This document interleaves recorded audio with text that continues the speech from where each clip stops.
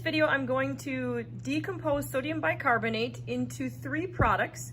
We're going to take masses and use percent yield stoichiometry calculations to prove the identity of those 3 products. Step 1 is to turn on your electronic balance and make sure that it goes to 0 and that gram is the unit that's listed.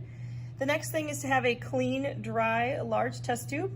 And once the balance is zeroed and it says grams as your label, you can place your test tube on there. Mine doesn't roll off, so I'm able just to put the test tube directly on there. Make sure right now that you record 43.29 grams in your data table as your test tube's mass.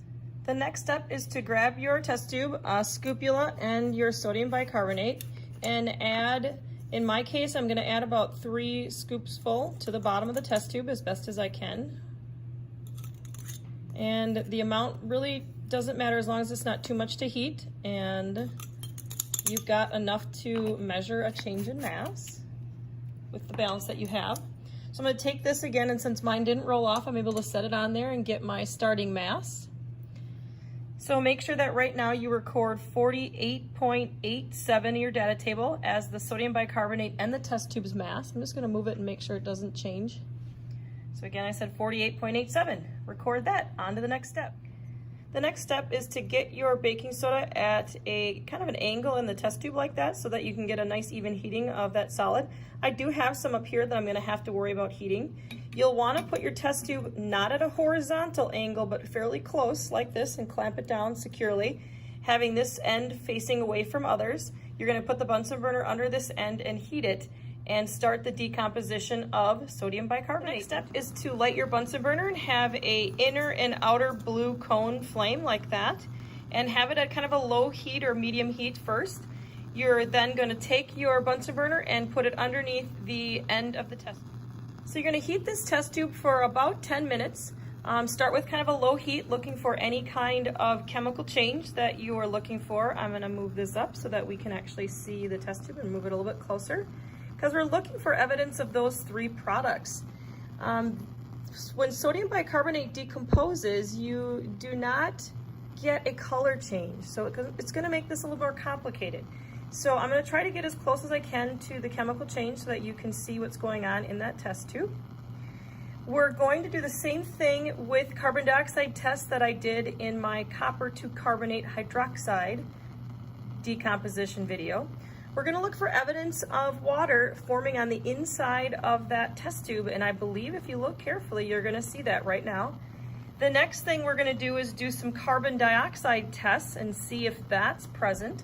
So I'm going to do the first one, which is where I light the wood splint, and I place it into or near the what's called the mouth of the test tube, and see if there's any evidence of carbon dioxide. To me, it looks like there is. Extinguish the flame. I'll try it one more time. So here we go. And try not to get any of that burning into the actual test tube that will increase the mass. So to me, that's definitely showing carbon dioxide is possibly present. The next thing I'm going to do is do the universal indicator test, which is where if carbon dioxide is present, it will react with the water in the universal indicator and it'll turn red. So again, keep universal indicator away from your flame. Just take your Q-tip or whatever you're going to use. I just have it soaked in the universal indicator, which is green at this case to say neutral. I'm going to put that into the test tube and hopefully look for signs of change. I'm trying to keep my hand away from the heat also for safety's sake. And again, that definitely looks like I'm getting a color change towards the pH of 5. Let me go one more time and just see if I can get the pH to be even a little bit lower. Again, this is another positive test for carbon dioxide because carbon dioxide reacts with water to form carbonic acid.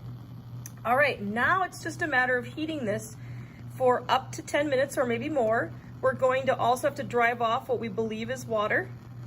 And once the test tube looks like it's completely dry inside and we've heated this as long as we can for the time that we have, in this case usually about 10 minutes, we will then remass the test tube after it's cooled. So I'll catch back with you in about 5 minutes after I heat it, and then we'll see what it looks like. I wanted you to see partway through the heating what it looked like for me to heat kind of the upper portion of this test tube. And I'm going to move up the test tube so you can see that that definitely seems to look like water, and you can watch that water boiling from a liquid phase into the gaseous phase. It's even making some noise there that you can detect. So I'm going to go back to heating the lower portion, the solid, to make sure that it completely decomposes. Because I don't have time for a second heating, I have increased the heat pretty high so that I do not have to do a second heating. But if time permits, that's something that you could do, is finish heating this, let it cool, weigh it, and then reheat it. I'm going to do just one heating, and so I've heated it for about 10 minutes, so I'm going to turn off the Bunsen burner. It's best to turn down the Bunsen burner to a lower height. You can sometimes even turn off the Bunsen burner from the bottom. The other thing too is remember to turn off at the gas jet by turning it perpendicular. And then again, I have my students take the Bunsen burner and pretzel it so that I know that it is no longer having any methane coming out of it. So now it's just time to wait for this to cool and then reweigh it. So again, using that same electronic balance you've used for the first two masses, you're going to take your cooled test tube and place it onto the balance, and we hope that the mass has gone down because it seems that we drove off 2 of the 3 products. We believe one's water and one's carbon dioxide. The question is, what is this sort of new white solid that looks to be the same as baking soda, but it's not? So we get a 46.81 grams.